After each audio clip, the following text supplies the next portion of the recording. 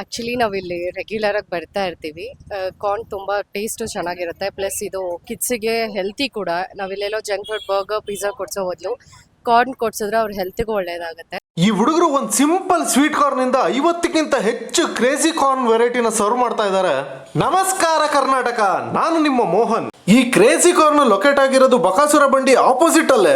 ನಾವು steamed sweet corn ಅಲ್ಲಿ tandoori flavour try ಮಾಡಿದ್ರೆ, ಕ್ರಿಸ್ಪಿ ಕಾರ್ನ್ ಅಲ್ಲಿ ಪುದೀನ, ಮ್ಯಾಗಿ, ಪೆರಿ ಪೆರಿ ಮತ್ತೆ ಚಟ್ಪಟ ಟ್ರೈ ಮಾಡಿದ್ವಿ. ಪ್ರತಿ ಒಂದು ವೆರೈಟೀಸ್ ಡಿಫ್ರೆಂಟ್ ಫ್ಲೇವರ್ ಟ್ರೀಟ್ ಕೊಡುತ್ತೆ ಇಲ್ಲಿ.